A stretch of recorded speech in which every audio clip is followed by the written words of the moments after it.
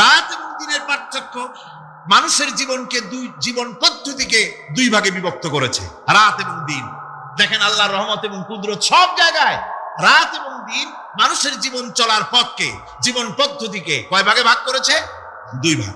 আল্লাহ পাক বলেন ওয়াজআলনাল লাইলা লিবাসান ওয়াজআলনান নাহারা মাআশা। আমি রাতকে করেছি শান্তির বাহন, রাতকে করেছি আচ্ছাদন, শান্তির বাহন, আর দিনকে করেছি রোজগার করার জন্য। দিনের বেলায় রোজগার করবে, কামাই রুজি করবে, কল কারখানায় যাবে, খেতে খামারে যাবে, অফিস আদালতে যাবে, কাজ কাম করবে। এ কাজ করে করে শরীরের ভিতরে ক্লান্তি আসে, অবসাদ এসে যায়। আল্লাহ রাব্বুল আলামিন বলেন আমি আবার রাত বানালাম। ওই রাতের বেলায় বানর যখন ঘুমায় যায়, এই ঘুম তার সমস্ত অবসাদ আর ক্লান্তি দূর করে দিয়ে সকাল বেলায় আবার তাজা মানুষ করে সমস্ত একেবারে পরিপূর্ণ কর্মক্ষম একজন মানুষে তাকে পরিণত করে দেয়। রাতটাকে আচ্ছাদন করে দিয়েছি, দিনের কোলাহল মুক্ত রাত। সূর্যের আলোর ঝলকানি, তীব্র আলো নাই, চিৎকার নাই, আওয়াজ নাই।